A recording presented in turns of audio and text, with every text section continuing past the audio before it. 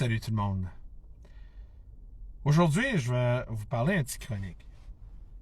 Je sais, il y a certains sujets que je pense que ça peut être pas d'intérêt. Des fois, ça peut être un petit peu plus vers mes croyances. Mais j'aimerais vous parler de quelque chose qui est arrivé fait pas longtemps.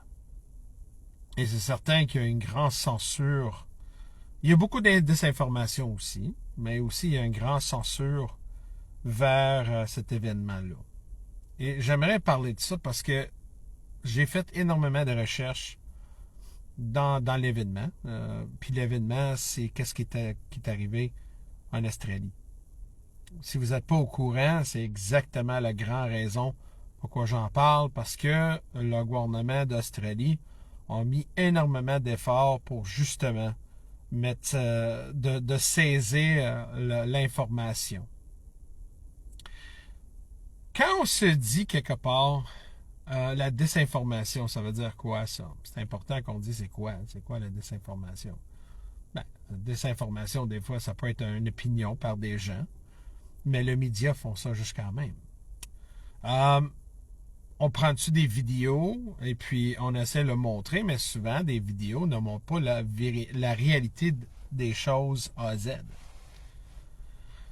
T'as aussi des gens qui vont dans la complot, qui vont tellement pour toujours trouver un lien avec le Deep State, puis bla bla, c'est une fausse flag, yada yada yada. Ça aussi, des fois, ça dépend de vos croyances, c'est certain. Écoute,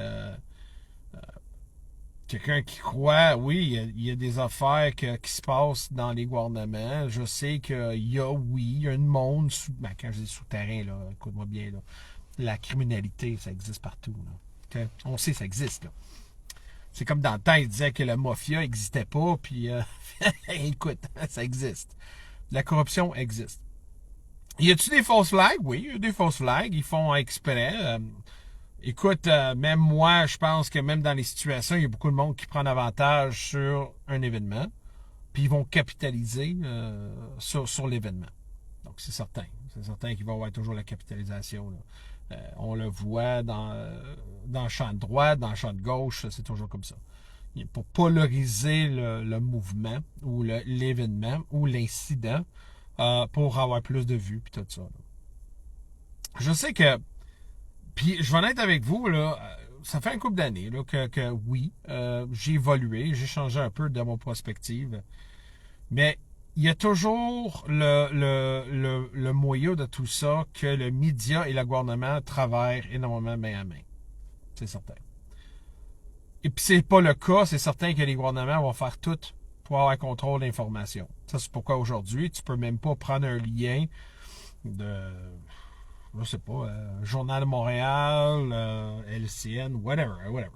Peu importe, puis tu peux pas me prendre le lien puis le mettre dans ton feed ou sur ton Facebook, Star. Tu peux même pas partager les nouvelles. Ils veulent contrôler ça. Donc, c'est là que quand j'ai su il y avait une fusillade, énormément, une fusillade...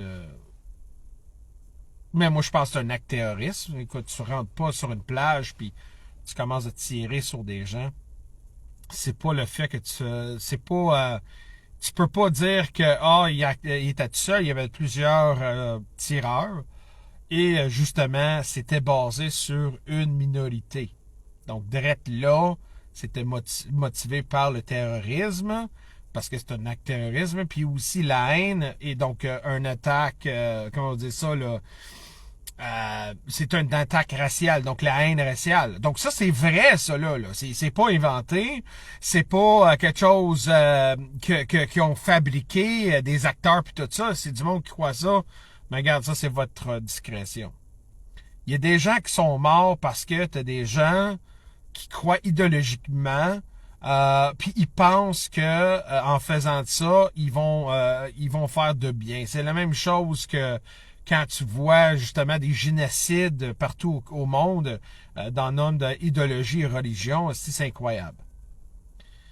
Ben là, on garde cet événement-là en Australie, on pose la question, bon, c'est quoi le résultat? Parce que souvent, on voit juste le fait, l'acte comme tel. Mais on voit pas le pourquoi derrière ça. Qu'est-ce qui cause ça? On a constaté que les deux, bon, je pense qu'il y avait deux tireurs, c'était des gens arabes, et puis leur cible, c'était des Juifs.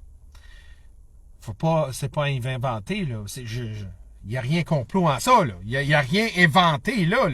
C'est clairement qu'il y a deux personnes qui s'identifient arabes, puis je pense musulmans, mais comme on dit, on spécule pas. Hein, tu comprends? Je vais dire, on spécule pas, mais qu'on voit justement une attaque sur un autre peuple, on parle des Juifs.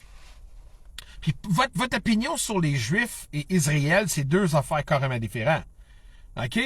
C'est comme c'est comme la fameuse je sais pas, les Américains. Ils disent, toi, vous êtes tous des rednecks. Ils sont pas tous des rednecks. Tu comprends, je veux dire? Donc, les Juifs et les Israéliens, on peut séparer ça, là. Mais je constate que la haine pour ce pays-là, qui prend trop de place, je trouve aussi, qu'il y a beaucoup de la haine contre ça, contre une peuple à l'autre. Donc, ça, c'est une affaire qu'on a constaté que notre pays énormément de problèmes. Puis ça, c'est une affaire que on voit, c'est quoi le résultat. Puis là, je vais le dire, c'est vrai, c'est quelque chose que je crois fortement. Le multiculturalisme. La poubelle et la chicane des autres vient recycler ici, dans nos pays, dans les pays occidentaux, et on voit clairement un débordement de la violence extrême, comme ça, vers d'autres personnes en totalité. Ça, c'est pourquoi qu'on voit justement tout un coup, là. Il y a des prières partout dans les parcs. Récemment, il y avait une chose de Noël, là, un petit expo à l'extérieur de Noël, et justement, le même peuple qui protégeait, qu'on peut pas en parler, sont là, puis ils propagent leur idéologie. Comme ils font, et clairement, la propagation. Donc, on se dit, quelque part, le multiculturalisme, c'est un vrai problème. Parce qu'on a eu des gens qui sont venus au pays, ça fait longtemps là, que l'immigration puis tout ça, là, dans les pays occidentaux, mais c'est juste dans les dernières 10 ans ou 15 ans qu'on constate qu'une majorité des gens qui viennent, qui causent beaucoup de problèmes, qui fait l'intimidation. On voit l'idéologie ça change dans les écoles. On voit clairement que l'extrême gauche est vraiment dans les écoles. On voit dans l'extrême droite que, justement, en résultat de ça, parce que c'est certain que la gauche et la droite peuvent pas... Il n'y a pas un côté qui peut être polarisé, puis l'autre, il peut pas non plus. Les deux sont toutes polarisés. Donc, on voit clairement que là, on voit vers le droite aussi qui polarise. Là. Mais quelque part, le gouvernement a une responsabilité. Il y a une responsabilité d'assurer que, justement, que les gens qui viennent dans notre pays ont les mêmes intérêts, qu'ils ont les mêmes valeurs. On ne dit pas de religion, là. On parle des valeurs.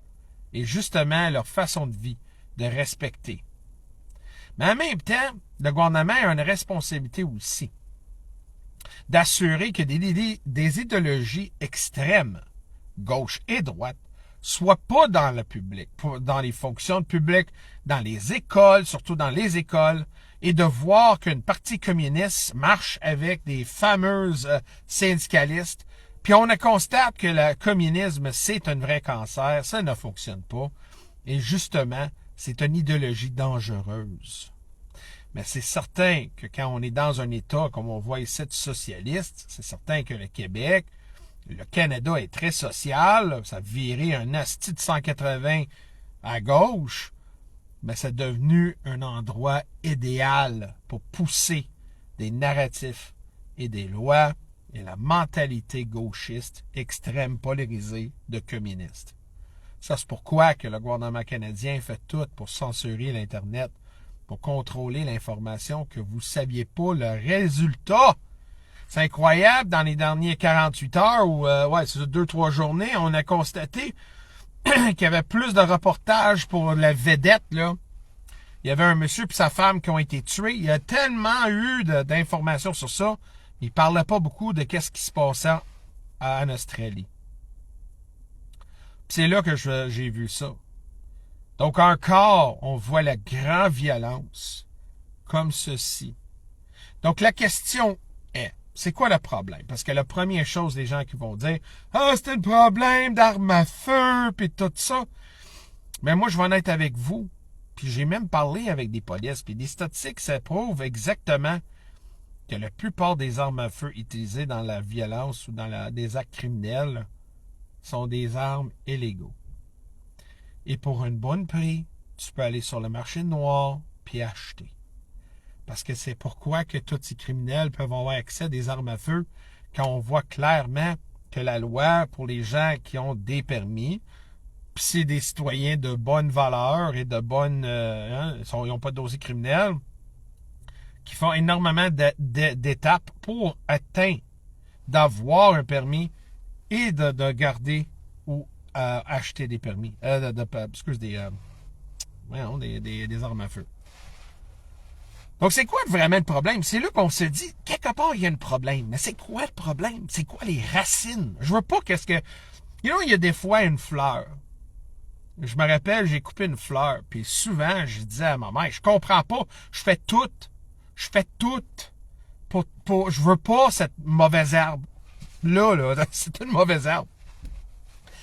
Elle dit, qu'est-ce que tu as besoin de faire? C'est de trouver les racines.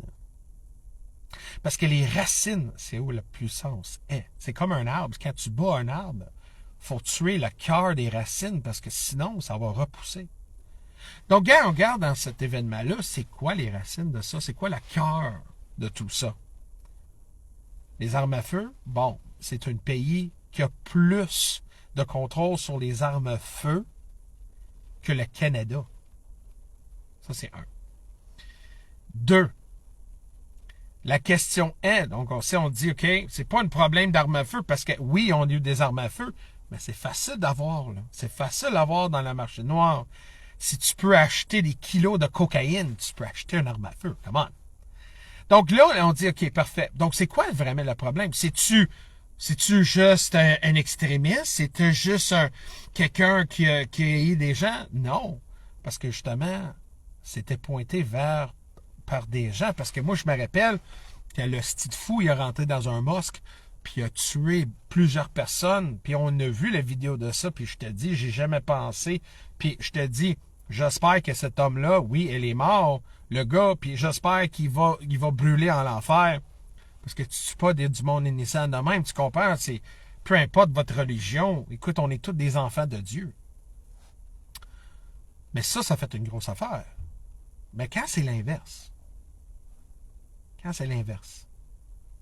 on n'attend rien. Donc, la vraie racine, c'est que les gens constatent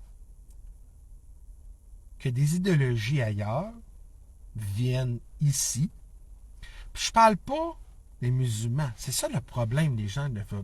Il y a des gens, des musulmans, des chrétiens, des whatever, croient énormément dans la paix et l'amour. Mon meilleur chum, c'est un musulman, très religieux. Et moi puis lui, on vit ensemble. Je célébrais un couple de ses affaires. Ils viennent chez nous pendant Noël. Tu comprends, je veux dire? On peut vivre dans nos différences, ensemble. Mais qu'est-ce que j'ai un problème? C'est des gens extrémistes. Donc, des extrémistes qui prennent la religion comme une arme, qui brainwash des gens pour faire des actes comme ça. Comme un exemple, si vous ne connaissez pas ISIS ou Daesh, quand les Américains ils ont retiré de l'Irak, il y a une autre puissance derrière ça, religieux, extrémiste, islam, et puis ils ont entré là, puis ils ont tué du monde, ils ont tué même des autres musulmans, des extrémistes. Donc, c'est pas le musulman le problème, mais c'est prendre la religion islam, le mouler en extrémisme, parce qu'on a vu même ça ici dans les chrétiens aussi, du monde extrême aussi, là, qu'on voit clairement, là, dans toutes les religions. Mais surtout cette idéologie-là, qui vient de ici, ils ne sont pas juste un couple, ils sont pas mal. Donc, quand on voit des gens comme ça qui vont s'attaquer des minorités comme des Juifs, ou des chrétiens, parce que même en Nigeria, en Afrique, hein, il y a un gros génocide des chrétiens, puis on n'en parle pas de ça. Donc là, on vient près de la racine. On vient près. Puis le problème c'est que des gens qui viennent des pays extrêmes, c'est super essentiel qu'on assure que, premièrement, sont très bien considérés, vérifiés, puis assurés, justement, que ces gens-là ne ramènent pas dans leur idéologie. Mais encore, c'est où le point? Où le début de tout ça? C'est le multiculturalisme. Tu ne peux pas ramener des gens en grande masse. C'est ça le problème. C'est ça que je vous dis. Là. Dans un pays occidental, d'un premier monde, et des gens d'un troisième monde qui ne veulent pas ou ne sont pas capables de simuler. Et de quand on prend des gens, puis si on n'assure pas que ces gens-là assimulent, ou justement on limite la quantité des gens, mais on voit le résultat. C'est pas juste en Australie, mesdames et messieurs. On a vu ici à Montréal, là, à Toronto, dans les grosses villes au Canada, une peuple qui a fait énormément de dégâts, énormément de propagation dans la haine, l'intimidation, la violence. Et justement, la violence. Ils ont même fait un gros dégât. Hein? Ils ont fait plein d'affaires. Ben parce que nous autres, on voulait apparaître pas raciste ou xénophobe. Ou peut-être parce qu'on a beaucoup de monde de ces gens-là, idéologiquement, dans les niveaux de pouvoir. Et ça, c'est pourquoi on les laisse aller. Parce que moi, j'ai jamais vu autant de monde, le gouvernement réagir vers des gens qui ont fait une grosse manifestation en Ottawa et les traiter comme comme justement des extrémistes et les taper dessus puis les envoyer en prison parce qu'ils ont pris leur droit pour manifester pacifiquement. Mais t'as des gens qui font le contraire, qui vraiment fait l'intimidation, extrémisme et tout, et ils sont protégés. Donc, tu me dis pas qu'il n'y a pas de problème, il y a un problème quelque part. Il y a un problème derrière ça. Il y a une puissance derrière ça. Ça veut dire que le multiculturalisme n'est pas quelque chose de naturel. Mais aujourd'hui, on ne parle pas de 20 ans, on parle d'aujourd'hui, le multiculturalisme est implanté, forcé et maintenu sur les pays occidentaux. Pour la raison, mais là, c'est à vous à décider. Mais c'est vraiment un vrai problème. Combien de fusillades? Parce qu'on a vu à Montréal aussi, dans les quartiers de Juifs. Puis je suis pas ici pour protéger non plus une petite minorité. Mais je parle récemment, il y a beaucoup de Juifs qui sont visés, là. Des Juifs qui n'ont pas d'affaires avec ce qui se passe ailleurs. Tu comprends ce que je veux dire? Tout le monde a un droit d'une religion. Tu vas être un Juif, tu vas être musulman, whatever, I don't care. Mais on a vu des écoles qui fait tirer dessus par des armes à feu. Des écoles juives. Des synagogues brûlées. Combien d'églises qu'on voit qui brûlent en ce moment? Mais si quelque chose arrive à une mosquée, c'est une grosse affaire. Donc, c'est là que je me dis quelque part, qu'est-ce qui se passe? Et pourquoi qu'il y a eu tellement de propagation de cette haine-là, cette idéologie-là? Et là, le gouvernement du Québec, ils ont fait tellement de dégâts, tellement de provocations, que là, le Québec a passé une loi de laïcité. Mais peut-être, vous vous dites, ah, c'est une bonne affaire, mais pense à ça. Ça touche toutes les religions. Donc, tous les événements culturels comme le Noël, puis des croix, puis tout ça, même que c'est un pays chrétien, bâti par des chrétiens, ben ça aussi, ça va être, à un moment donné, ça va disparaître ou limité, qu'on pourrait même pas célébrer peut-être Noël parce qu'elle l'a cité. Donc, c'est là, mesdames et messieurs, je vous avais parlé qu'une idéologie, extrémisme, de multiculturalisme, s'est fait en sorte pour neutraliser le peuple des pays occidentaux, pour justement mettre en force de plus de contrôle. Parce que quand vous enlève le droit des citoyens ou une peuple, vous pouvez faire qu'est-ce que vous voulez. Et là, qu'est-ce qu'on constate? C'est que le pouvoir, c'est devenu une affaire contagieuse. Et puis justement, c'est dans le nom de l'extrémisme, c'est du racisme. Moi, j'ai jamais vu autant de monde dire des affaires nazis, nazis, nazis, mais ils n'ont jamais rencontré c'est quoi un nazi. Ils savent même pas c'est qui. Mes grands-parents, là, dans la génération de mes parents, ils ont été à Europe. OK? Ils ont fait face avec des vrais nazis. OK? OK? Des vrais communistes, là. OK? Mais quelque part, c'est que je suis écœuré de voir tout ça et personne n'en parle, puis personne ne réagit. Parce que justement, ils sont mal informés, justement, ils ne savent pas quoi faire, et tout un coup, le monde abandonne sur justement sur les principes. Combien de personnes que vous saviez pendant le pandémie, hein, ils ont mis à genoux, puis ils ont été même pas questionnés à rien. OK. Donc, c'est ça.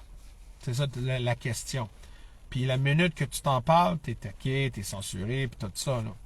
Donc, quelque part, je me trouve que même les réseaux sociaux sont devenus vraiment toxiques aussi. T'as même des gens sur la droite aussi qui vont toute de cette information aussi, qui fait des affaires incroyables. Puis moi, je suis un gars de paranormal, imagine. Puis moi, je trouve que justement, ça va trop loin. Mais quelque part, la vérité est là. Et quelque part, la racine de la réalité est là aussi. Donc, le problème qu'on voit aujourd'hui, c'est la immigration de masse, multiculturalisme, la corruption et justement des idéologies implantées dans nos institutions pour vraiment débalancer le système. C'est triste, mais c'est une réalité, mesdames et messieurs. C'est pas de mettre notre tête dans le sable. Moi, je veux juste qu'on ait un pays transparent, libre, et justement que les gens peuvent comprendre de protéger ce qui est important. Notre culture, notre langue et surtout notre peuple. Parce que sans ça, il n'y a pas de Canada. Et si vous sentiez que le Canada n'existe plus, c'est exactement ce qu'ils veulent. Un pays sans identitaire. Bonne journée. Et soyez prudents, s'il vous plaît. Et comme je te dis, qu'est-ce que j'essaie de dire? C'est pas la propagation de la haine. C'est de ramener des affaires en jeu qu'on peut faire une réflexion pour dire oui, il y a un problème. Parce que même le gauche et la droite, il faut qu'on s'en vienne plus vers le centre pour dire que oui, il y a un problème quelque part.